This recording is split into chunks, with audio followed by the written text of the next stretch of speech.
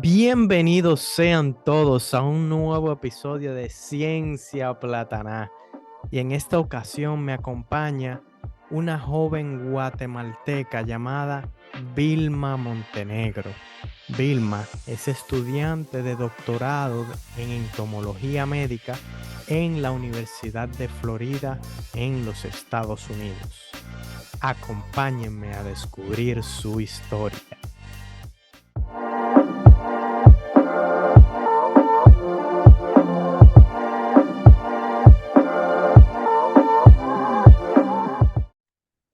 Hoy me acompaña Vilma Montenegro.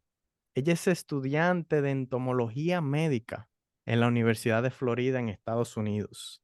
Vilma, bienvenida. Gracias, Galvin. Es un placer. Gracias por invitarme. Gracias a ti por aceptar a compartir tu historia aquí en Ciencia Plataná y vamos a comenzar desde el inicio. Vilma, tú eres de Guatemala, pero ¿en qué parte de Guatemala te criaste? ¿Y qué cosas de las que tú viviste allí te inspiraron a caminar eh, por, por el camino que tú transitas hoy? No. Am, pues yo soy del sureste de Guatemala. Estoy en uno de los departamentos, nací y crecí en uno de los departamentos que están en la frontera con El Salvador. Entonces, siempre pienso que crecí entre esos dos países porque pasábamos de un lado para otro. Am, Crecí en el monte, digo yo todo el tiempo, en un pueblito chiquitico, chiquitico, prácticamente en una finca. Mis padres se dedican al ganado, a la producción de ganado, entonces eso es algo en lo que yo siempre estuve involucrada. Ese es mi mundo, el mundo en el que crecí. Ahora, cómo eso me hizo venir a parar a donde estoy ahora, Sí. no sé exactamente qué decirte. Ponele, yo no pienso que fui la niña que de chiquita sabía que era lo que quería hacer y que yo ya me miraba siendo un entomóloga, por ejemplo. Ni siquiera sabía que era entomología hasta hace unos cuantos años. Pero quiero o no, pues siempre estuve involucrada en lo de la producción, que animales, esas son las cosas que siempre vi. Y quiera o no, pues han impactado la forma en la que tomé decisiones para llegar a donde estoy. Me imagino que eso influyó tu elección de carrera a la universidad, ¿cierto? Pues eso la verdad es una historia interesante porque yo no elegí. Y Oh, esa es sí, yo no tuve la oportunidad de elegir. Yo fui a la universidad cuando tenía 15 años, recién cumplidos, entonces wow. estaba bien pequeña y pues yo creo que mis papás no pensaban de que yo podía tomar ese tipo de decisiones, como que quería estudiar porque estaba muy pequeña. Entonces a mí me mandaron a estudiar ingeniería agronómica y no Dijeron, era, Vilma, váyase, que esto vaya, es lo te que le vas, toca.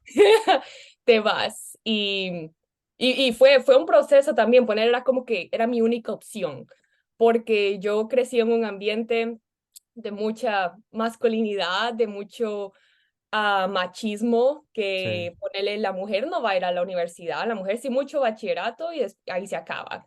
Esos eran los ideales que tenían en los que yo crecí. ¿Eso es parte Pero de la cultura de ese pueblo o del país en general, tú puedes decir? ah, pues no me gusta generalizar porque hay de todo, en el Sí, mundo hay de todo. sí. Particularmente la forma en la que crecí fue esa, Ok. pensando que cuando terminara mi bachillerato, yo no tenía que seguir a la universidad, que eso para las mujeres no. Pero tuve a mi mamá, por ejemplo, que me apoyó muchísimo y se aseguró de encontrar formas para que yo me largara y fuera a buscar una carrera. Al momento, pues no creo que se lo agradecí mucho porque estaba chiquita y yo no quería salir de la casa. No, no, no lo entendía todavía. No. Y ponerle sí, probablemente agronomía no era lo primero que se me hubiese venido a la cabeza si a mí me hubiese tocado elegir, pero he encontrado la forma de usar esa carrera porque era mi única oportunidad y la Sí. aproveché y he tomado lo mejor y todo lo que pude de esa carrera y lo he moldeado en lo que quiero hacer. ¿Tú Entonces, tenías alguna otra idea de qué querías estudiar? ah, yo creo que no hubiese sabido qué hacer. Una de las cosas que siempre dije que quería hacer era como fisioterapista o ser psicóloga. Siempre he tenido esa parte que todavía me emociona, la verdad, psicología. Am, pero nunca me tocó ponerle mucha cabeza porque no tenía la oportunidad de decidir al momento. Sí, sí. Bueno, y tengo que decir que yo conozco a Vilma de la Universidad Zamorano, que está ubicada en Honduras, donde ambos estudiamos agronomía. Entonces, ¿te ganaste una beca para estudiar en Zamorano o cómo fue la cosa ahí? Sí, para Zamorano terminé encontrando una beca parcial y mis papás al final me ayudaron con la otra parte de eso. Entonces, eso es como logré ir a la universidad. ¿Cómo fue tu experiencia en Zamorano y cuáles tú crees que fueron los mayores retos que tuviste allá? Uf, para, mira, la experiencia en Zamorano hubo de todo, eso es por cierto. Y ahora que salí a ver el más del mundo y entiendo otras cosas y veo que hubiesen cosas que me hubiese gustado hacer mejor o aprovechar más, am, pero en sí la experiencia fue buena. Hay muchísimas cosas buenas que aprendí de estar en Zamorano. Uno de los más grandes retos para mí fue probablemente llegar y estar tan joven. Sí, Ah, tener 15 años, irme a otro país, empezar una cultura completamente diferente, vivir con tanta gente de otros países, ir a la universidad, a tomar cursos que eran difíciles. Mira, yo estudié, creo que solo un año fui a una escuela privada y el resto del tiempo estuve en escuelas públicas que yo siempre he creído que son muy buenas, ujú, pero también dependen del gobierno. Y claro. yo mi bachillerato pasé como 4 meses, que solamente son 2 años en bachillerato, Mm. y pasé como 4 meses de mi último año de bachillerato sin profesor, pero ni de biología. Mi madre. Entonces eran cosas por el estilo, ponerle, no teníamos definitivamente la mejor calidad de educación. Entonces, las clases fueron difíciles, acomodarse a vivir en otro país, a tener el montón de reglas que yo sé que tú has hablado un poco en Sí. otras sesiones. Eso fue difícil. A pesar de esos inconvenientes, ¿en qué año tú crees que tú agarraste a Zamorano por los cuernos y dijiste, ahora sí tengo el dominio? Y yo creo que nunca sentí que tuve el dominio hasta cuarto año, tal vez. Sí, todos los primeros 3 años Zamorano me estaba dominando. Es que yo siento, me puedo relacionar con lo que tú dices, porque en Zamorano cambia mucho el ambiente. Tú llegas y te encuentras con diferentes culturas. Luego entra segundo año, que es bien difícil, full de clase. Después del tercer año te cambia de carrera. Y siempre uno como que se vive ajustando hasta que llega al cuarto año y se siente que conoce un poco más del juego y sabe Ujú. por dónde ir y por dónde no. Sí, Pero sí, es sí, cierto. es difícil. ¿Cuáles momentos tú puedes decir que fueron los que tú más disfrutaste de Zamorano? Ah, yo creo que en realidad no disfruté mucho de Zamorano hasta el último par de años y para mí lo más significativo que me pasó en Zamorano fue encontrar entomología, porque como te dije, yo no pensaba en estudiar agronomía necesariamente, entonces yo no sabía qué hacer con la carrera. O sea, si no hubiese encontrado entomología, yo creo que hubiese terminado trabajando en alguna finca o incluso con mi familia, tratando de hacer algo por el estilo, porque no encontré otra opción. Sí. pero el haber encontrado entomología para mí, eso fue como que, descubrimiento total en un mundo de diferentes oportunidades. Ponerle a hacer todos los proyectos, que ese fue como el inicio de saber que era un científico, cómo hacer ciencia con los proyectos, haciendo una tesis y trabajar con los bichitos. Eso fue como, creo que esa es la parte favorita de mi tiempo en Zamorano. Vilma, y para los que no escucharon el episodio con el doctor Orozco, ¿qué es la entomología? La entomología, el estudio de los bichos, el estudio de los insectos y vamos a ver, ¿qué son insectos? Digamos, todo lo que tiene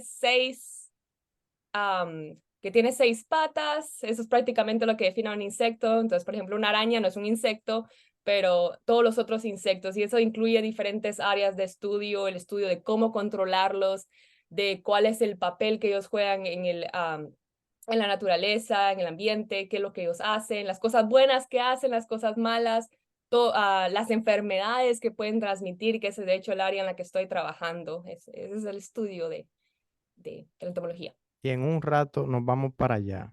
Pero a ti, ¿qué te cautivó del estudio de los insectos?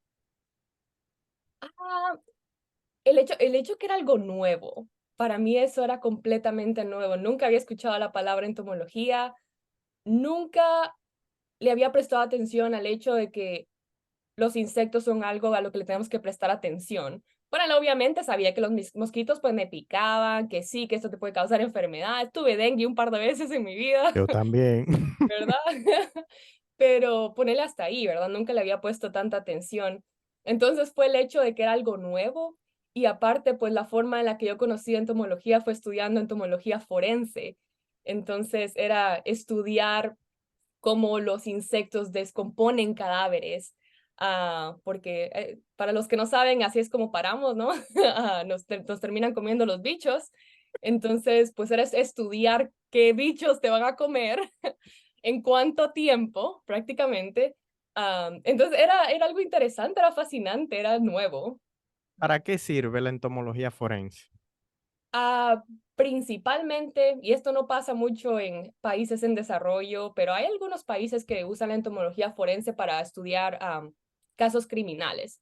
Entonces, digamos, si hay un cuerpo, ah, pueden venir investigadores y colectar muestras de los insectos que están presentes en el cuerpo y pueden determinar hace cuánto la persona murió, por ejemplo, o si la persona fue transportada después de haber sido um, después de que la mataron de alguna forma o algo por el Ujú. estilo. Entonces, eso te puede dar un estimado del tiempo que ha estado muerta la persona o si lo movieron. Entonces, es tomar los bichos que están en el cuerpo y prácticamente estudias para ver de dónde vinieron y cuándo llegaron al cuerpo. Y dentro del área de entomología forense, ¿cuáles son los insectos que podemos decir tienen mayor importancia? Por ejemplo, cuando hablamos de polinización, pensamos en las abejas. Cuando hablamos de plagas u otras cosas, pensamos en grillos, en escarabajos u otras cosas. En entomología forense, ¿cuál es el insecto que predomina? Las moscas, las moscas. Sí, hay muchos escarabajos involucrados también, pero las moscas son las primeras en llegar a un cuerpo. ¿Podemos decir que ese es tu insecto favorito? Ujú. Sí, las moscas. Yo he andado de un lado para otro, más o menos con mi experiencia en entomología. Me he tratado de probar diferentes áreas de entomología, pero siempre me he quedado con las moscas. Siempre he trabajado con moscas. Que son muy interesantes Ujú. cuando usted empieza a aprender de ellas. A veces uno cree que las moscas no sirven para nada, no hacen nada, pero si usted se pone a investigar va a encontrar muchísimas cosas. Entonces, en Zamorano, tu experiencia de investigación empezó con entomología forense. Así es. Luego de graduarte de Zamorano, ¿cuál fue tu siguiente paso? El siguiente paso fue hacer una pasantía El plan era que me quería ir a hacer una maestría de una vez. Yo una vez encontré entomología, yo quería seguir estudiando y aprendiendo en el área. Y traté de hacer una maestría de una vez, pero quería hacerlo en Estados Unidos. Y pues me rechazaron de varios lugares porque yo no hablaba una palabra en inglés. Uf, Sí, yo en Zamorano estuve en los niveles en el nivel más bajo de inglés el tiempo completo. en el beginner de los beginners. Ujú, en ese que te le escondías al profesor de inglés porque te daba miedo que te dijera hello. O quizá no iba a la clase. Sí, no, yo siempre estuve en el nivel más bajo, entonces yo salí de Zamorano y yo no hablaba inglés.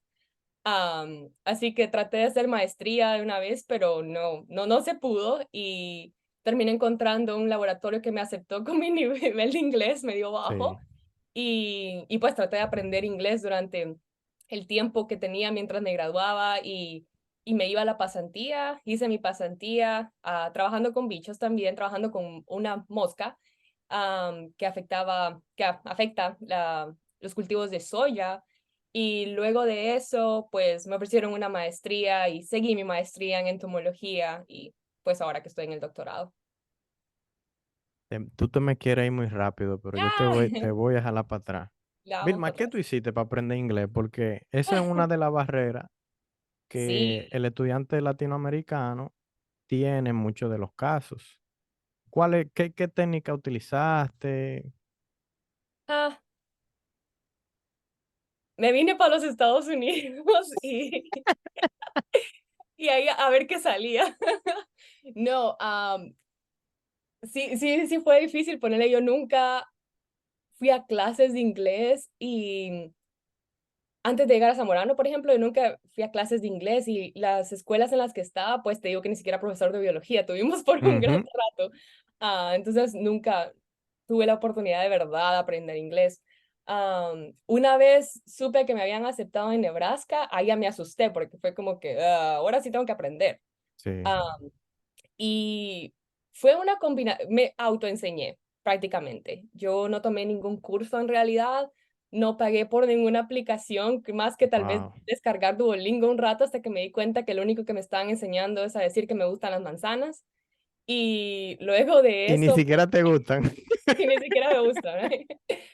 Am, y luego de eso, pues me puse a ver shows en Netflix en inglés. Me vi mis primeros shows en Netflix en inglés, cosa que nunca había hecho, siempre ahí con la traducción y todo.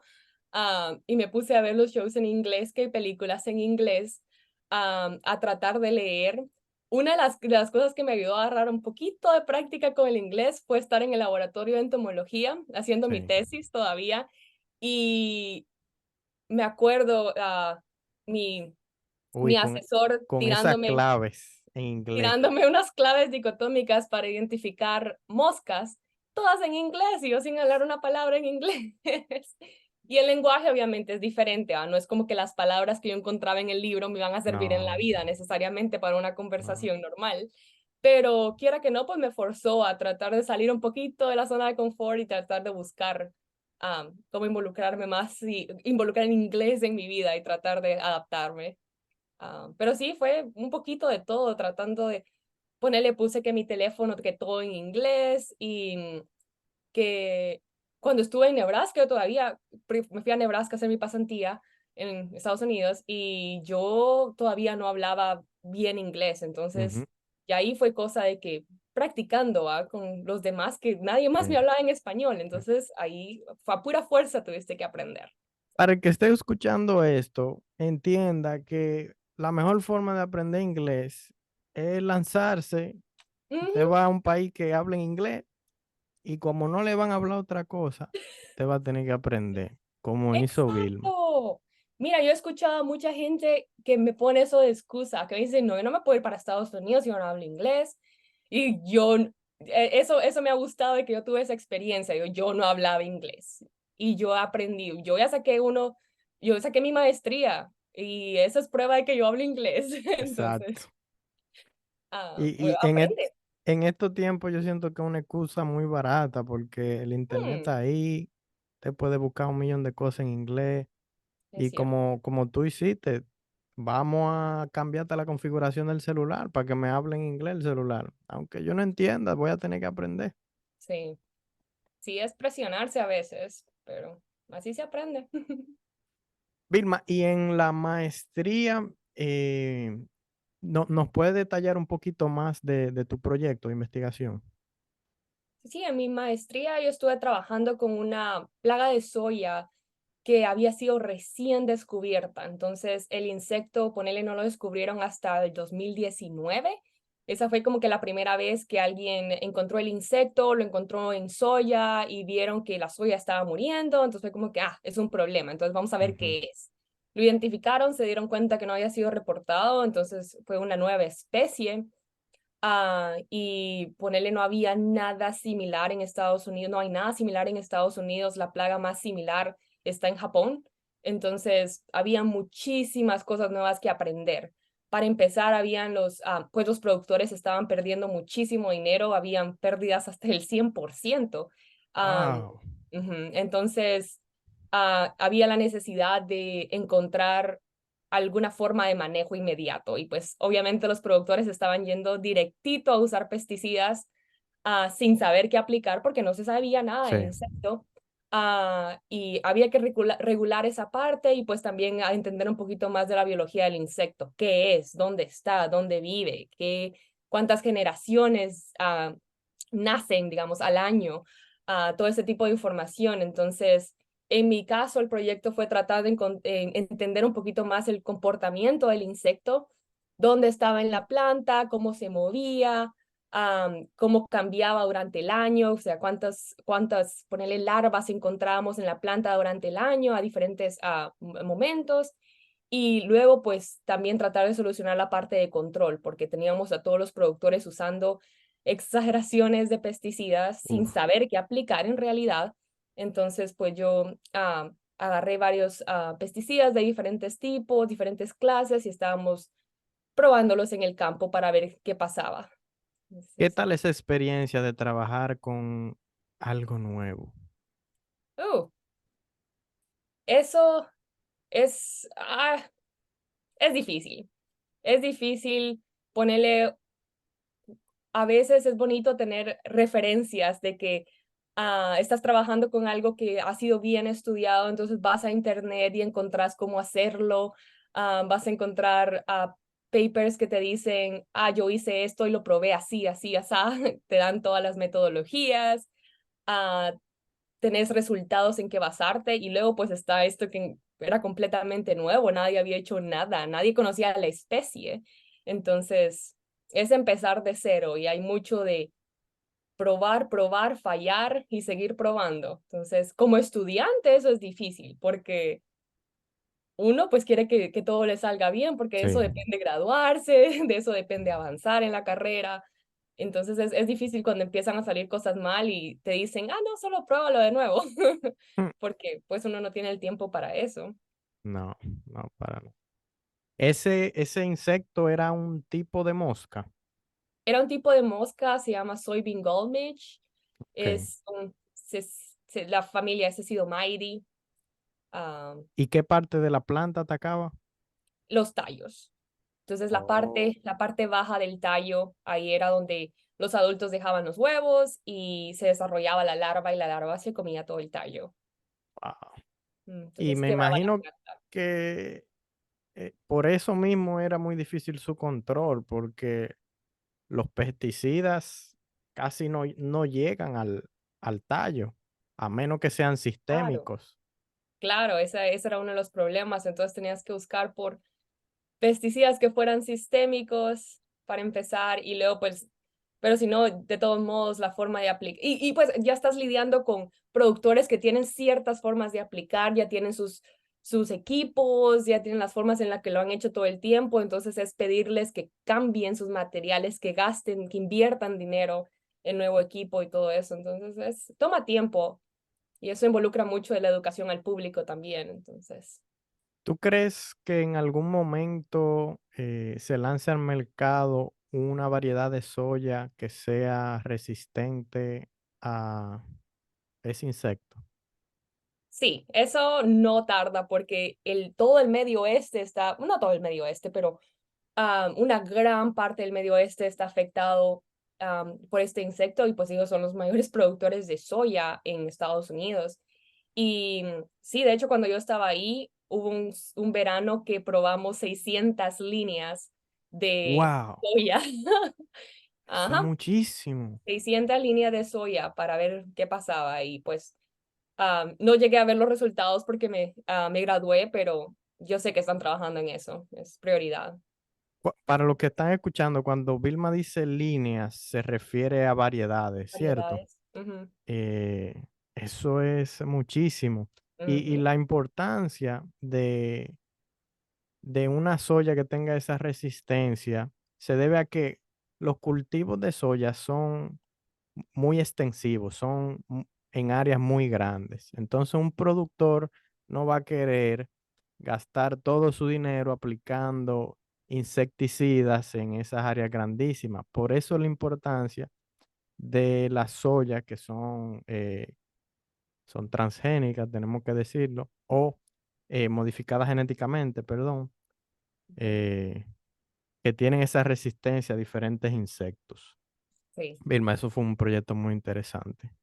sí, no, sí.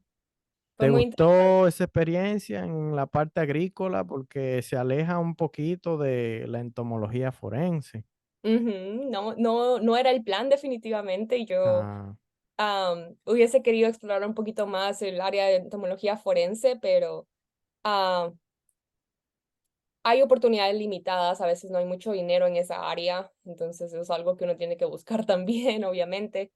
Am, pero con eso encontré un área que de verdad me encantó y es lo que sigo haciendo ahora y es el área de control de plagas.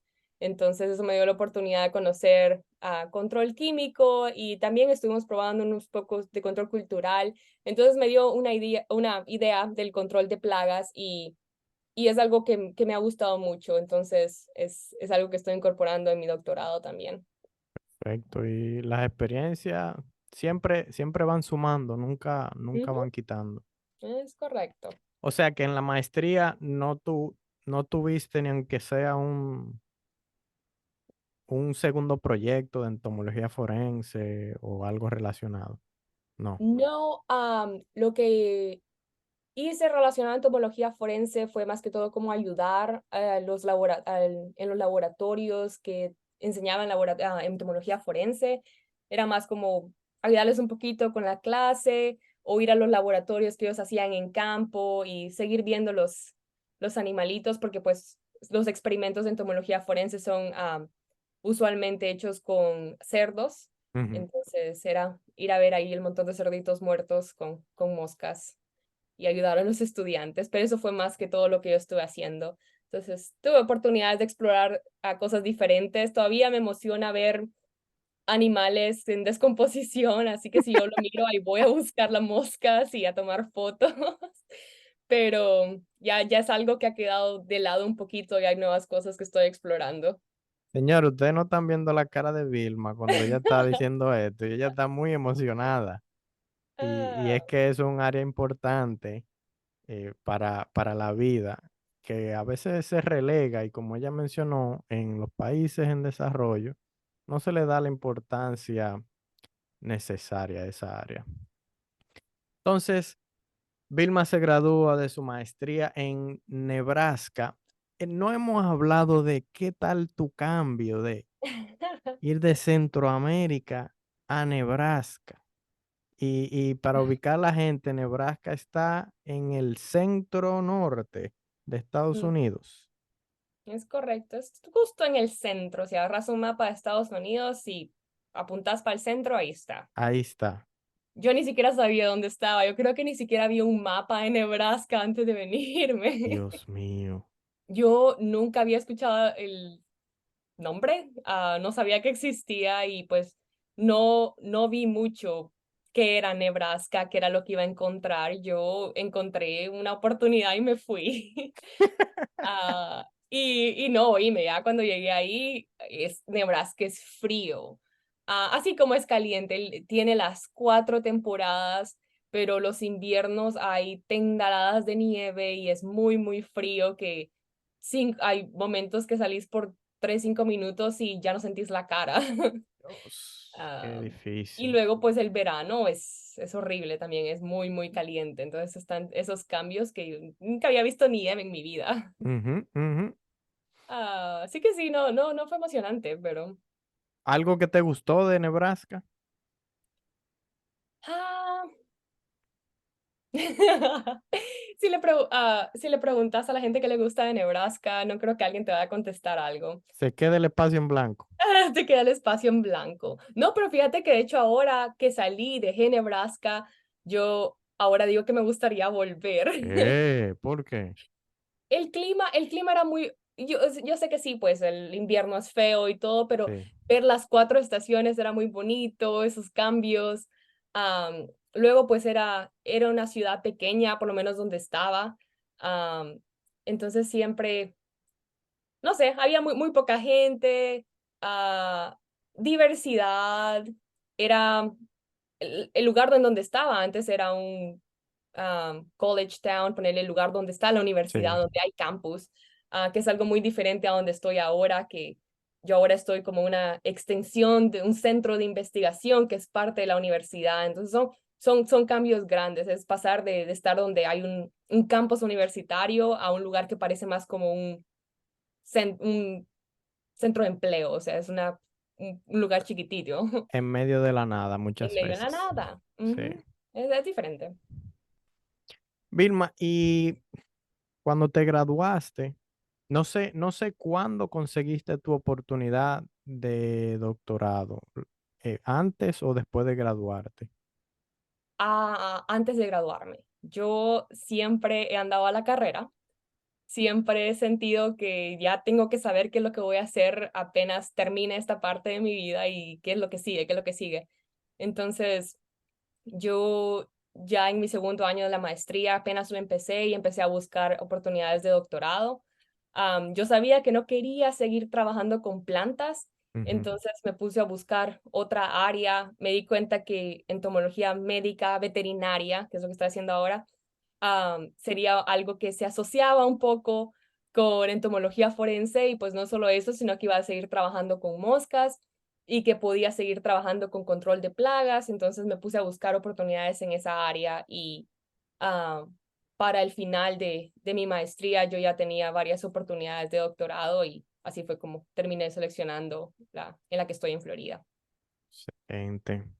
¿En qué parte de Florida estás ubicada ahora? Es el sureste, sureste, ¿Cómo se llama ahí? espera, southwest.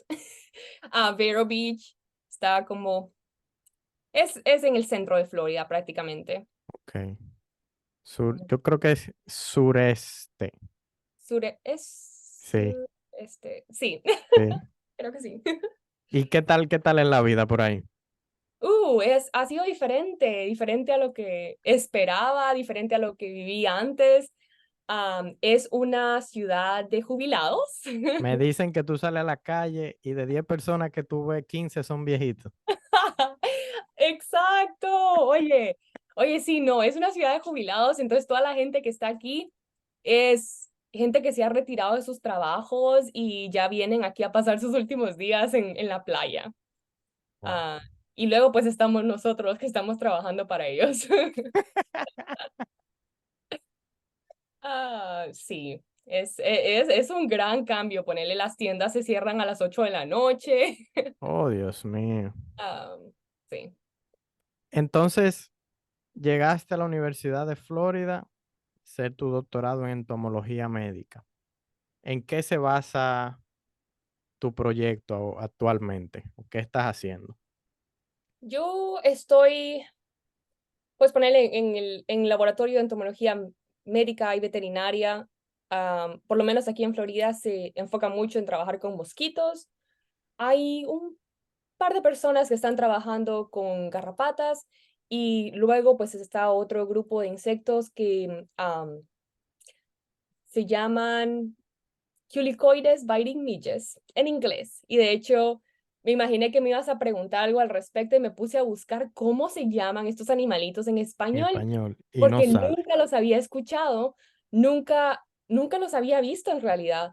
Y me puse a buscar y encontré que los llamamos jejenes, pero no son jejenes. La verdad, he Ah, visto personas llamar jejenes a diferentes tipos de mosquitos e ajá. insectos. Entonces, no estoy Eso nada más lo completamente sabes tú. convencida.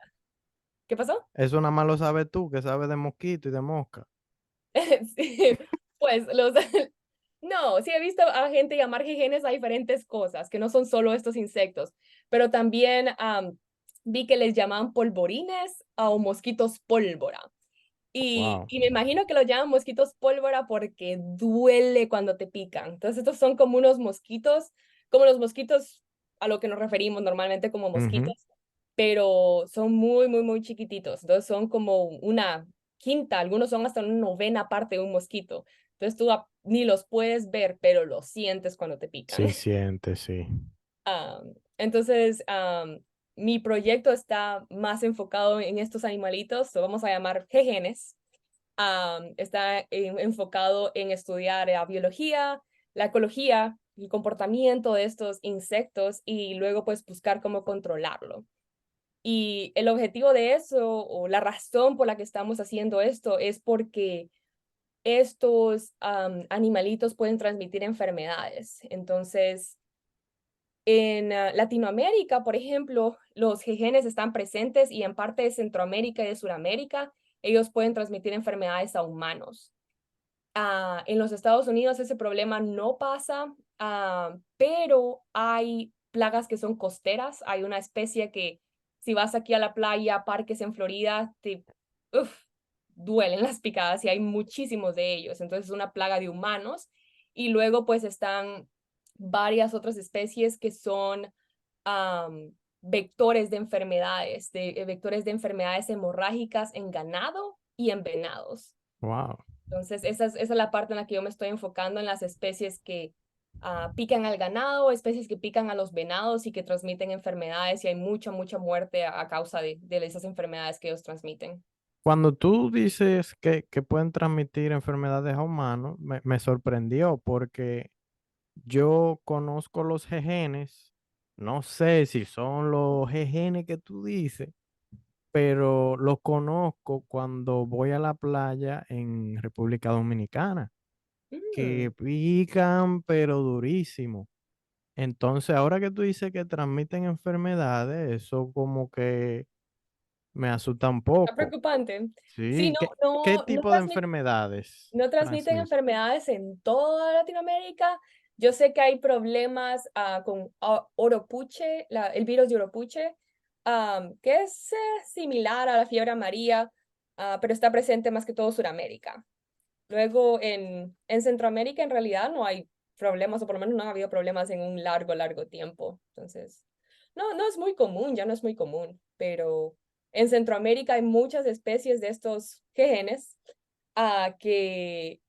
que pican al ganado. Entonces hay casos de lengua azul, mucho ganado muriendo de lengua azul también. ¿Eso qué es? ¿Una enfermedad viral o qué? Sí, es una enfermedad viral causada por sí, le llaman el virus de la lengua azul. Ajá. Y se llama así porque esa es la forma en la que mueren los animales usualmente. Hay muchas hemorragias internas, que les cuesta caminar, dejan de comer y pues hay mucho sangrado y al final termina muriendo con una lengua azul. Vilma, no sé si esta pregunta va muy lejos de lo que tú estudias, pero uno siempre escucha una relación muy común entre los mosquitos o moscas y los virus que transmiten enfermedades virales. ¿Por qué siempre, casi siempre, mosquito y virus? ¿Tú tienes algún conocimiento ahí o...? Pues mira, no solamente no solamente son virus. Los mosquitos Ok, pues también pueden transmitir protozoos como malaria, por ejemplo. ajá. Malaria no es un virus. Entonces hay otras cosas que ellos pueden transmitir. Hay casos en que ellos han transmitido bacterias también. Entonces, no es lo único, virus no es solamente lo único que ellos transmiten y tampoco los mosquitos son los únicos que van a transmitir virus. Mm, Ponele de estos dos genes, ellos están transmitiendo un montón de otras enfermedades. En África hay enfermedades que ellos transmiten también y luego pues aquí en Estados Unidos y en Florida específicamente ellos transmiten dos enfermedades hemorrágicas. Entonces está el de la lengua azul, está otro que no ocurre en Centroamérica, entonces en inglés se llama episodic hemorrhagic disease. ok, um, y luego también hay otro par de enfermedades también como estomatitis vesicular, que eso también es transmitida por ellos. Entonces, hay un montón de otros insectos que están involucrados en la transmisión de virus, no solamente son los mosquitos. bien. Es el caso que está más estudiado, eso sí, porque los mosquitos están en todos lados. Exacto, y por el dengue, el Exacto, chikungunya, el todas esas Zika, enfermedades que han causado grandísimos impactos, entonces han facilitado recibir dinero para hacer esos proyectos. Entonces, yo creo que esa es la razón por la que más se sabemos. conoce más. Ujú. Por ejemplo, en tu caso, tú estudias la, las enfermedades que son transmitidas hacia los venados. Ajá. ¿Cómo tú puedes venderme ese proyecto de por qué es importante investigar eso? Porque se están muriendo los animales, esos animales, bueno, Ajá. poca gente se lo come, yo iba a decir que ni se comen, pero ¿Verdad? hay gente que No, lo caza. exacto. Va, pues nosotros estamos, en mi caso, yo no estoy muy enfocada en exactamente la enfermedad que están transmitiendo. Mi objetivo es controlar la plaga. Ok. Pero, ¿por qué me interesa controlar la plaga? Esto es algo nuevo para mí también, de que yo ni siquiera sabía que existía. No sabía que los venados iban a importar tanto, aparte Ujú. de la vida salvaje, tú sabes, pero en Florida la industria de venados es muy grande. Hay Mm. muchos productores de venados que están trabajando no solo, y no te digo que apoyo lo que ellos hacen, Sí, porque una vez se le toca acomodarse a lo que está disponible y hacerlo mejor con lo que uno tiene. claro. Pero ellos producen mucho venado para caza. Entonces es algo que para mí hasta el momento no lo he entendido completamente. Ellos lo que hacen es que crían al venado, los reproducen y luego pues los sacan a preservas donde vienen cazadores y los matan. Entonces, algo que yo ni siquiera Wow. no sabía que eso era considerado caza porque en realidad los animalitos están en un lugar pues pequeño, no es como que uno va a caminar ahí por horas y encuentra un venado y pues es para controlar la población de venados, no es algo Ajá. así, es diferente. Pero es una industria grande y han habido grandísimas pérdidas por estas enfermedades hemorrágicas, entonces hay mucho interés en controlar las plagas. Y pues luego en Florida no es un problema grande ah, porque no hay muchos casos de enfermedades hemorrágicas en ganado, pero son los mismos insectos que están causando estos problemas en otros países, en otros estados. Ponele, como te digo, Centroamérica está teniendo esos problemas de enfermedades de la lengua azul y que mucho ganado está muriendo. Entonces, uno puede usar un grupo de animales y estudiar la especie que uno está estudiando, los insectos que uno está estudiando, pero luego esa información que uno colecta, pues se puede utilizar para otros grupos de animales, en Claro. este caso para el ganado, porque son especies del mismo grupo. Entonces, esa es la razón. Nosotros estamos tratando de disminuir las pérdidas económicas que estos productores están teniendo por esta enfermedad. Y pues yo te hablo de producción porque esos son los grupos con los que directamente trabajamos, pero en Florida también hay mucho vida salvaje, entonces también van a haber venados que están en la naturaleza y pues que también están siendo afectados por la enfermedad. Eso te iba a preguntar. No sé si se sabe qué tanto estos insectos afectan a las poblaciones salvajes de las poblaciones, vamos a decir, domesticadas o criadas. ¿Es igual la proporción o? o es diferente? Hemos hecho estudios, no hemos, han hecho estudios en los que han visto, han tratado de comparar entre preservas y en fincas, pero es difícil hacer la comparación porque estos animalitos, los jejenes, son difíciles de encontrar en, ponerle en el bosque donde los venados estarían presentes naturalmente, porque ellos, ponele, si tenés más animales, si tenés más venados, van a haber más quejenes. Sí. Entonces ya cuando te vas a la naturaleza y tratas de encontrar son algunos de los jejenes en el bosque, pues ya es un poquito más difícil y no han habido estudios casi. Mm. Entonces, no te puedo decir cuál es la diferencia. Sí hemos visto que cuando hay más animales, pues ellos tienen más en qué alimentarse y van a ir a buscarlos, pero no sabemos qué esperar necesariamente en la naturaleza. Y hay una parte que yo no sé si lo entendí bien. Tú dijiste que los productores de venado los crían y los tienen luego en un espacio pequeño donde se cazan. No es que los liberan en bosques naturales o reservas. Oh, no. Ellos los producen en fincas, ellos tienen sus corralitos donde los mantienen, algunos hasta les dan pachitas para crecer. Wow. Y luego, pues ya cuando están grandes, más que todo con los machos, como ellos tienen los cuernos grandes, los sacan a preservas. Entonces, ponele, sí es el bosque, no es bosque necesariamente, es un área privada que Ujú. ellos son los dueños y que está delimitada. Y ahí es donde cazadores van a venir y encuentran los venados que ellos quieren. Y luego, pues los cazan y pagan por ellos. Entonces, esa es la forma en la que los productores hacen dinero. Y ponerle mejores cuernos y todo, yo ni siquiera entiendo cómo hacen esto Sí. todavía, pero ponerle que mejores cuernos y que aquí que allá van a ser los que están mejor pagados.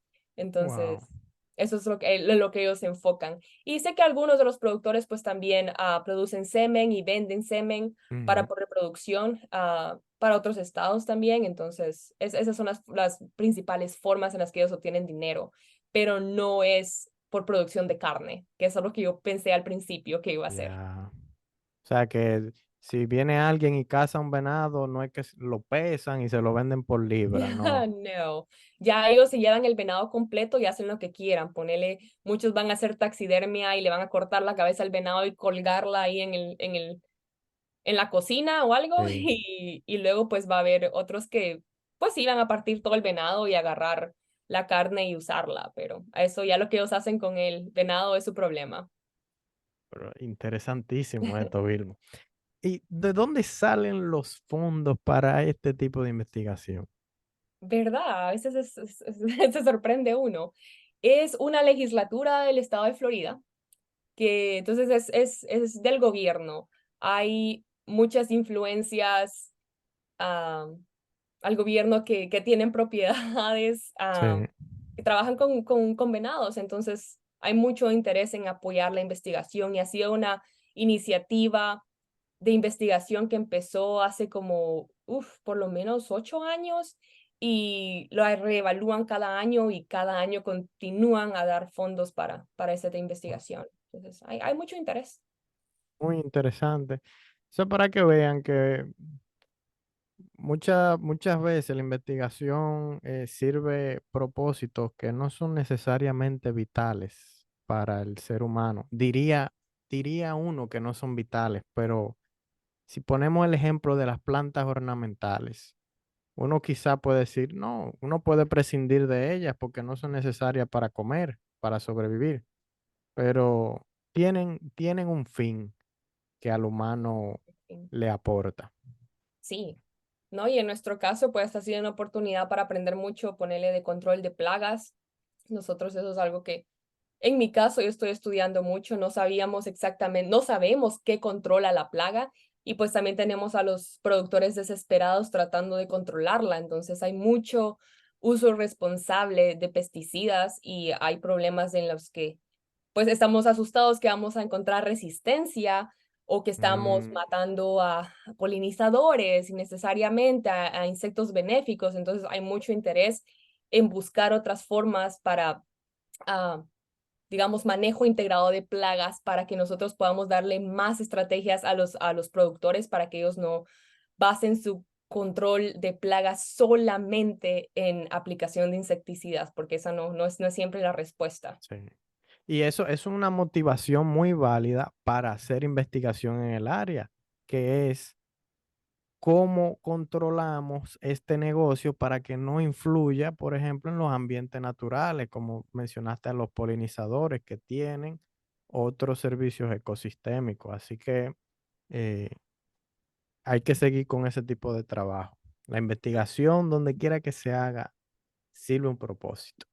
No, sí, claro, eso ah, hemos aprendido mucho, entonces ha sido interesante Vilma, ¿tú ya has pensado qué quisieras hacer luego de cuando sea grande. graduarte en UF? Ah, Grande, eso me lo dejan a mí porque yo todavía tengo esperanza de crecer un poquito de más. crecer un poquito.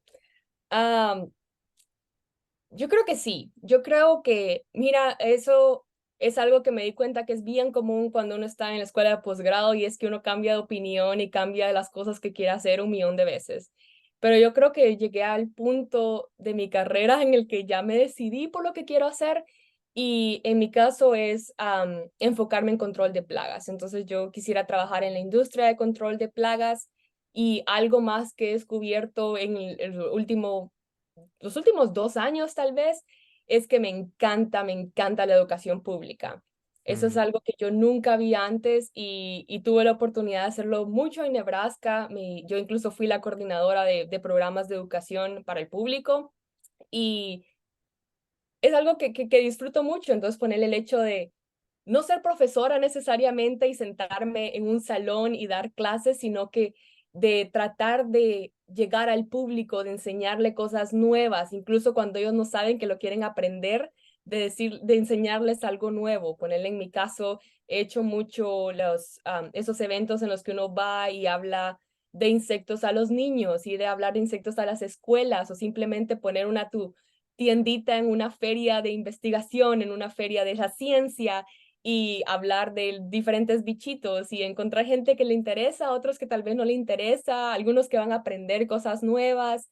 Am, También con los productores, eso lo hice mucho en Nebraska y Uy, sí. también me encantó trabajar con productores, cada uno tiene su sus ideales y tal vez Ujú. no les va a gustar lo que les decís, otros van a adaptar cosas nuevas, pero es siempre bien interesante y eso es algo que hago ahorita también. De hecho, te diría que es 70% de mis proyectos de investigación de mi doctorado están enfocados en educación para productores, en atender las necesidades que los productores tienen para control de plagas y incluso pues desarrollar un programa de control de plagas basado en las necesidades específicas que estos productores tienen. Entonces, eso es algo que me gustaría integrar en mi carrera también, tener la oportunidad de conectar con el público, pero en eso estamos. ¿De dónde te nació esa motivación de querer compartir con el público general lo que tú sabes? Ay, yo ni siquiera sé cuándo fue que empezó eso, porque yo siento que desde que era chiquita a mí me gustaba enseñar. Y tal menos no enseñaba nada, pero pues me gustaba jugar a enseñar. Que juguemos a que yo soy maestra o que mira que te voy a enseñar esto. Yo decía que iba a ser maestra de alguna forma todo el tiempo. Am, pero sí, siempre me gustó eso. Pero nunca me di cuenta que era algo que se puede hacer como carrera. Sí. Bueno, yo nunca supe ponerle aquí, hay mucha extensión, hay extensionistas que son personas que trabajan específicamente en conectar con el público, en apoyar al público en diferentes áreas. Y yo no sabía que eso era algo que existía hasta hace poco. Y entonces fue algo que lo descubrí recientemente, hace unos 2, 3 años tal vez, cuando llegué a Estados Unidos y empecé a trabajar en entomología y ya cuando me di cuenta que eso existía y que era algo que podía hacer, ha sido que algo que he disfrutado. Entonces, eso es algo nuevo. Me gusta mucho eso y también comparto el sentimiento de de poder tener experiencia con los productores. Yo siento que cuando tú tienes esas conversaciones, en mi caso, eso es lo que me llena para seguir trabajando en lo que estoy haciendo. Porque al final, todo lo que uno hace es por ellos y para ellos. Sí, Nadie se está inventando aquí el agua caliente o cualquier otra cosa. La investigación sirve un propósito que es resolver problemas. sí. Y esa parte de la extensión a mí también me gusta muchísimo. Sí, eso es algo bonito porque yo por mi parte, sí, sí me gusta descubrir cosas nuevas y sí, la ciencia y todo, pero yo quiero saber cómo lo voy a aplicar. Y a mí no me importa responder estas preguntas rarísimas si no sé cómo lo voy a aplicar.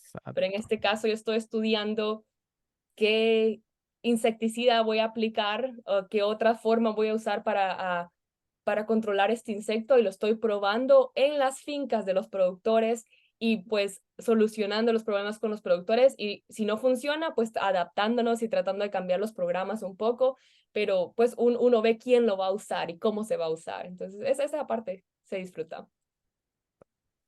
Vilma, y pensando ya desde arriba, tú has recorrido el pregrado en la universidad, has tenido experiencia en el posgrado con la maestría, ya estás en tu doctorado.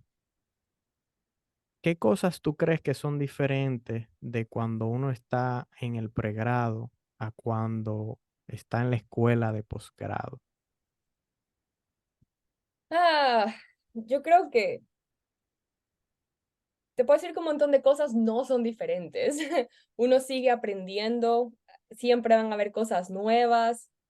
Ah, en el posgrado, pues yo me he dado oportunidad de conocer cosas nuevas, porque yo me pude haber graduado de la universidad, agarrar un trabajo y tener un buen trabajo probablemente, y hacer algo bueno por la sociedad y por el mundo, idealmente, pero me hubiese quitado la oportunidad de conocer un montón de cosas que yo no conocía, descubrir cosas que yo no sabía que me gustaban, ponerle, por ejemplo, la educación pública. Yo ahora eso es algo que es lo que quiero hacer y yo no hubiese sabido que eso es algo que a mí me encantaba a menos que yo hubiese sacado mi posgrado. Entonces, hay, hay muchas cosas que van a cambiar cuando uno se da la oportunidad de explorar cosas nuevas, entonces van a haber diferencias, ¿no? No puedo pensar de situaciones específicas que vea Sí. diferente entre un pregrado y posgrado. Es más difícil. Se puede poner más complicado porque un posgrado, pues ya no es solamente que voy a tomar clases. En el caso de Zamorano, pues nos tocaba trabajar, pero uno no tenía el montón de responsabilidades en Ujú. comparación a lo que uno tiene en un posgrado. Que un posgrado no es solamente estar en la escuela, un No, posgrado no es solamente ser estudiante. Un posgrado uno está trabajando, uno tiene responsabilidades, hay casos en los que uno va a dar clases, entonces uno tiene muchísimos roles con los que tiene que cumplir también. el contrato dice que uno trabaja a medio tiempo, sin Ujú. embargo, eso no es real. Se No, trabajan no, 40 horas a la semana o más en muchos de más. los casos. Sí, no, esto no es medio tiempo, es tiempo completo de seguro, Y entonces un uno está poquito más. trabajando. Un poquito más. Ujú. Y un poquito más. Vilma, tú dijiste que tú entraste a la universidad con 15 años. Tú eres jovencita Ah, y yo recuerdo en Zamorano que una de las mejores presentaciones de tesis que yo he visto fue la tuya. Incluso creo que ganaste el premio a la mejor tesis de ese año, ¿cierto? para ingeniería agronómica, sí. Exacto. Has hecho maestría, vas por tu doctorado. Son muchísimas cosas, muchísimos logros en un corto tiempo. ¿Alguna vez tú te has sentido presionada por ser un modelo a seguir dentro de todo lo que tú estás haciendo? Mm. Ah, creo que la mayor parte de mi vida yo me he sentido presionada que a no quedarle mal a la gente, a no quedarle mal a que a tus papás o a los que te están apoyando. Ah, ya ahora, hace poco he aprendido que a la que no me tengo que quedar mal es a mí misma.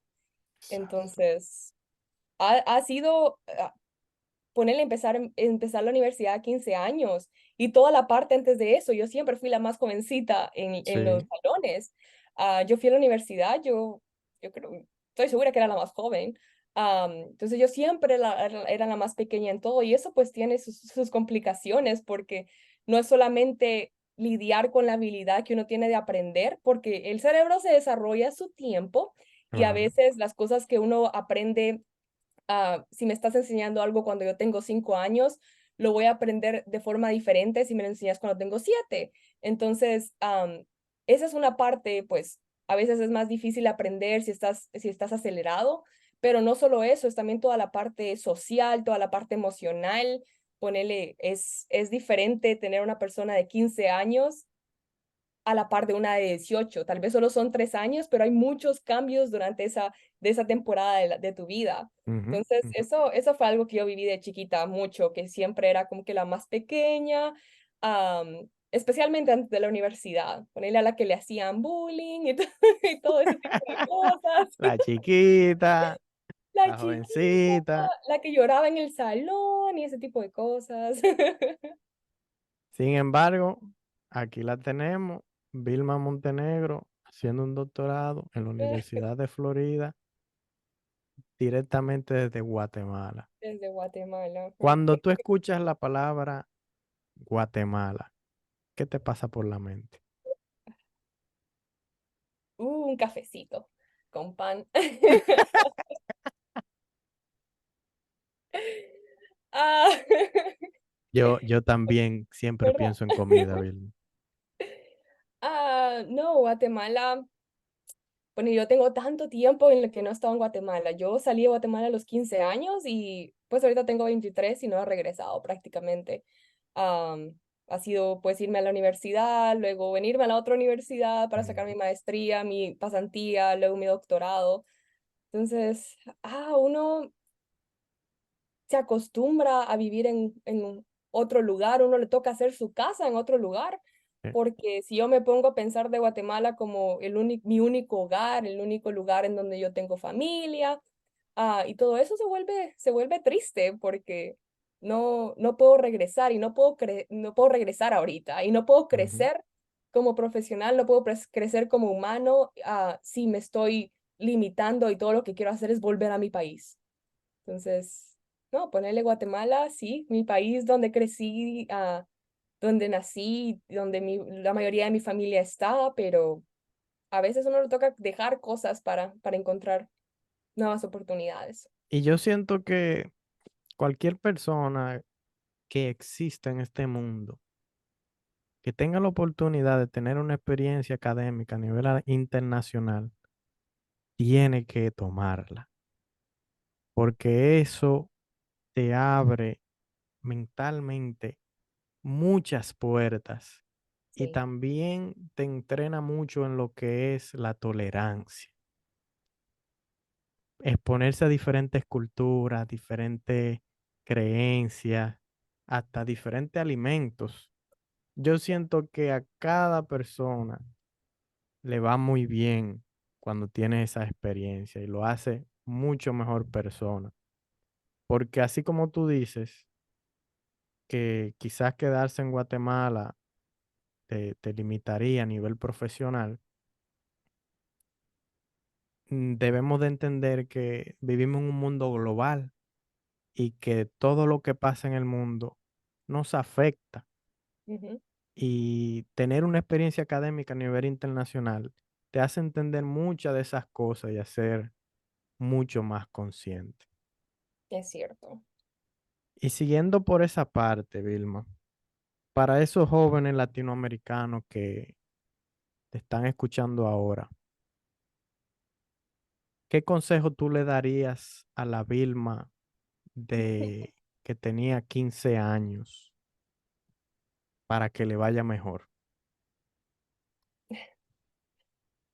Yo le hubiese dicho que no va a ser la primera vez que tengo miedo, que se tienen que hacer las cosas con miedo. Si yo me hubiese quedado encerrada con los miedos, estuviese metida en una casa, tal vez con un montón de hijos. Ok, ese es un estereotipo, pero la verdad no sé, uno nunca sabe. Yo creo que eso, eso hubiese No sido, sabemos si son hijos o son gatos o son vacas. llamándolo hijos, no quiere decir que no tengo hijos, aquí tengo a mi perrito y a mi gato, Ahí están. pero no, o sea, hubiese tenido oportunidades más limitadas, am, pero sí, o sea, no va a ser la primera vez que tengo miedo. Y a los demás, pues eso es lo que yo les diría, que las cosas se tienen que hacer aunque sea con miedo. El miedo es lo mismo que nos impulsa a hacer cosas nuevas, a hacer cosas diferentes. Entonces, uno si se queda estancado con el miedo, nunca va a salir de donde está.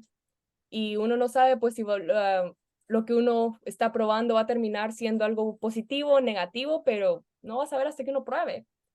Entonces, Que el el, miedo es mi- parte de la rutina. que el miedo sea tu motor. There we go. Siempre. Vamos. Que el miedo Con, sea tu motor, la con mayoría estas de las veces. palabras nos despedimos en este episodio y quiero agradecerle muchísimo a Vilma Montenegro por el tiempo que nos dedicó y que le deseo muchísimos éxitos en su carrera académica y profesional, que siga esforzándose como siempre lo ha hecho, porque he sido testigo. Esa niña, cuando estaba haciendo su tesis, no salía del laboratorio y al final los resultados se vieron. Ah, Vilma, muchísimos éxitos y muchísimas gracias por esta oportunidad. gracias, Galvin. Fue un placer conversar contigo. Igual.